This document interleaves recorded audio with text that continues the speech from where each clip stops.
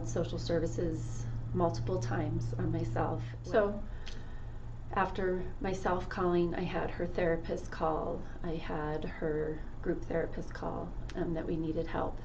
They finally stepped forward. Child Protective Services came in. I could tell that they did, I call it bullying tactic. I don't believe that that's really how they want to approach it, but they were very aggressive coming in, and I think the bottom line is they didn't know what to do with her either, and they didn't know where to place her or what this looked like, because after all, it was like 15 months ago we were adoptive parents through the county, and now we're coming back saying we need help. So they came in voluntarily, but it was a fight on our part of having to be adamant of file neglect charges against us if that's what you have to do, because she cannot come home for our safety. At that point, it became just a fight for our family, a fight for my daughter, for all of our survival. I didn't know what that was going to look like. It was very scary, not knowing if my other children were going to be removed from the home. So I just kept expressing to them that it was a safety issue for my daughter to be home. So for the neglect charges, the dependency and neglect, we were told there's a couple of ways they could file it. They could file it, a DNN, a dependency neglect charge, at no fault of parents, or where it's beyond parental control. But it would still show up as a dependency and neglect charge, meaning that they go in front of the judge and they're saying, we're removing this child from the home, we're taking custody of this child for dependency and neglect, something that the parents have done. And then it could be written in writing that it's because the child's beyond the parental control or at no fault of parents. But when I looked into that more, it bothered me that would be on my record, because I wasn't a neglectful parent at all. I was doing everything and anything in my power to get her help. And my whole life I've always worked with children or people in the human service field to where I can't have that against me. But it became survival for our family. So if I needed dependency and neglect to keep all of my children safe, then that's what I was willing to do, and we'll figure out professions later on of how we get through those charges with the state. So once we went to court and we were ready to take the dependency and neglect. However, all along we kept saying this isn't right, we're not neglectful, and we did hire an attorney who was also advocating for PRNP, which I can't remember exactly what it stands for. I believe it's petition the review of need of placement or something like that. But under that, it's strictly just for the child reviewing their need of placement. It has nothing to do with the parents being neglectful in any way, shape, or form. So we were pushing for that. A lot of counties don't file that, or attorneys aren't even aware that that's an option to go a PRNP.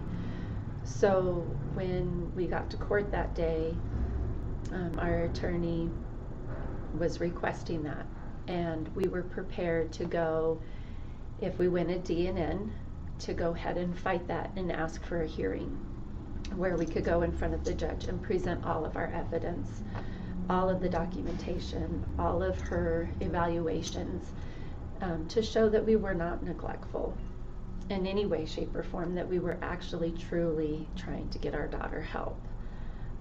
And that was our last resort, where everywhere we turned it felt like we were just hitting roadblocks of, Medicaid wouldn't cover the residential. Her individual therapist had got to the point of, I can't help you anymore when her behaviors are escalating at home.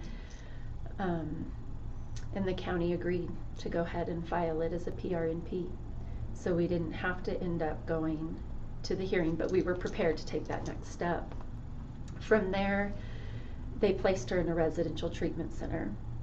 That was after they could not find placement in a foster home.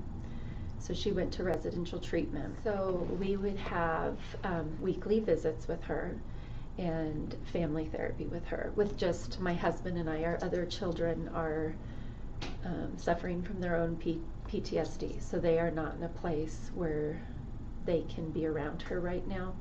So my husband and I would go and have family therapy with her and visits with her.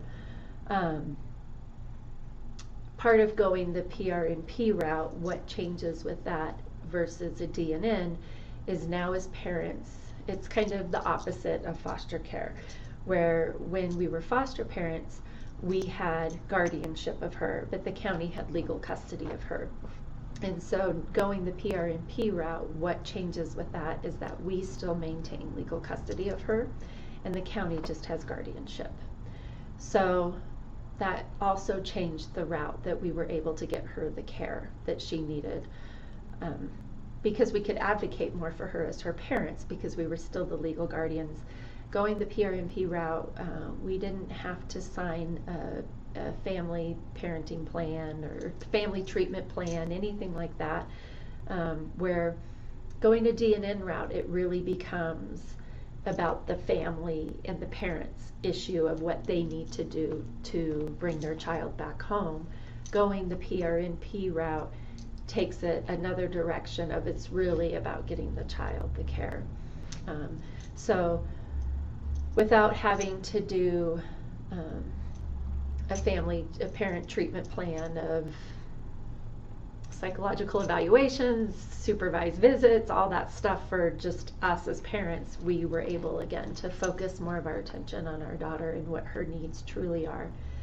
And that's where giving it a chance at the residential and just really watching her behaviors and the direction she was going and how she was able to manipulate staff, and we could see that it was making her sicker, where it almost felt like some of the progress we were making at home almost went backwards. She wasn't escalated, so that was great to see her not escalated, because in our care she was escalated all the time because we were triggering her with our love and affection. So there she wasn't escalated, and that was good to see, but we knew that it wasn't, because it was true healing going on. So we found the Institute for Attachment and Child Development, and